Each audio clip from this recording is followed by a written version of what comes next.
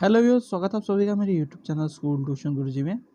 आज हम बात करेंगे पठन अभियान गतिविधि प्रवर्तक क्रम संख्या 45 की, जो कि 14 मार्च के लिए जारी किया गया है। कक्षा 6 से 8 तक का गतिविधि प्रवर्तक है। बच्चे अपना नाम लिखेंगे और हमने कक्षा अध्यापक का नाम लिखेंगे। बच्चों, आज का हमारा गतिविधि प्रवर्तक हिंदी विषय से संबंधित है और आज हम इसमें पढ़ेंगे मुगल गार्डन के बारे में।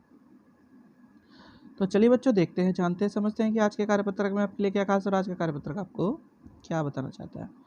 तो बच्चों, मुगल गार्डन के बारे में थोड़ा सा पहले जान लीजिए। मुगल गार्डन राष्ट्रपति भवन का एक आधिकारिक गार्डन है, जो या यही कह लीजिए कि राष्ट्रपति भवन जो कि सरकारी निवास है राष्ट्रपति का, उसमें एक गार्डन है जिसका नाम है मुगल गार्डन। इसके बारे में आज हम पढ़ेंगे बच्चों।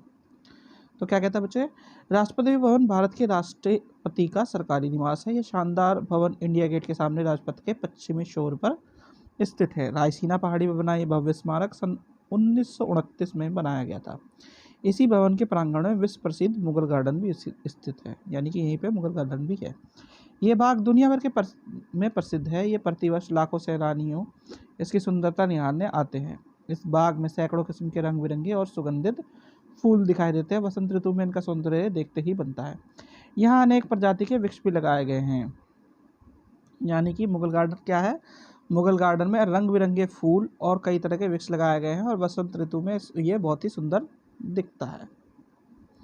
आगे क्या कह रहा है बच्चों, ये इन सब के अतिरिक्त औषधीय गुणों से युक्त पौधों और जड़ी बूटियों की क्यारियां और गमलों में प्रदर्शित की जाती है। चारों ओर बिछी हुई घनी मुलायम हरी भरी दूब पर चलने का अपना ही आनंद है। दूब बच्चों, जो घास होती है मुलायम मुलायम सी, थोड़ी थोड़ी सी चुभने वाली, उसे कहते हैं दूब, हल्की सी है।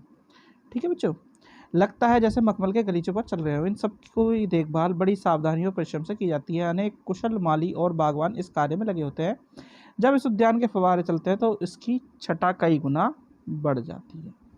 ठीक है बच्चों, तो ये तो बात हुई बच्चों आपके कार्यपत्रक की। अब जरा प्रश्न उत्तर देखते हैं। तो आपके छोटे छोटे प्रश्न उत्तर हैं, जरा पहला देखते हैं। पहला आपका, अपने विद्यालय में लगे किन्हीं पेड़ पौधों के 10 पेड़ पौधों के नाम की सूची बनाइए। तो आपके जो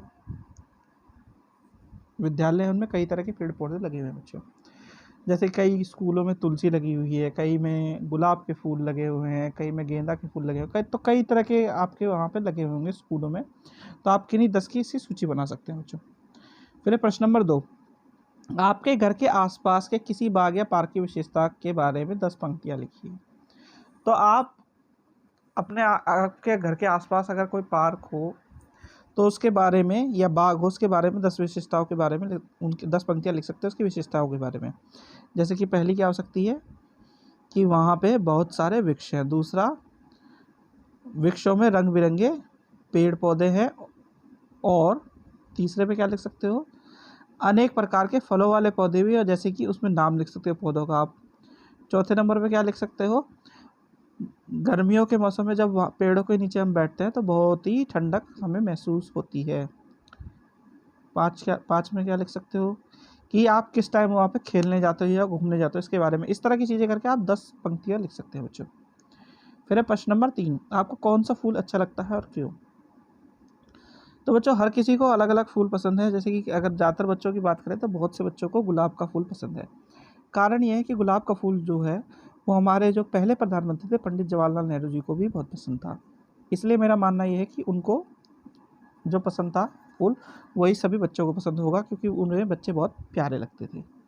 चलिए अगला प्रश्न देखते हैं। अगला प्रश्न है प्रश्न नंबर 4, हम पेड़ पौधों की देखभाल कैसे कर सकते हैं, इस बारे में 5 वाक्य लिखिए। तो पेड़ पौधों की देखभाल करने के लिए बच्चों कुछ बेसिक चीज़ों का आपको अपनाना पड़ेगा। जैसे कि पहला क्या है कि समय पर उन्हें पानी देना चाहिए।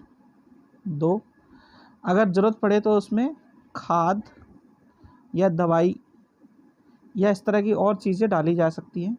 3, तीसरे नंबर पे क्या कर सकते हैं, अगर कोई खरपतवार हो उसके आसपास तो उसे आप हटा सकते हैं।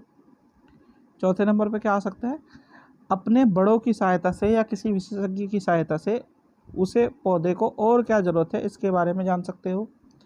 और 5वें में क्या कर सकते हो, 5वें में लिख सकते हो कि आप अपने घर के आसपास सुंदर से सुंदर पौधे लगा सकते हो, ताकि आप उन पौधों के साथ विश्राम कर सको, और जब देखभाल करोगे उनकी तो आप उनसे प्यार करोगे।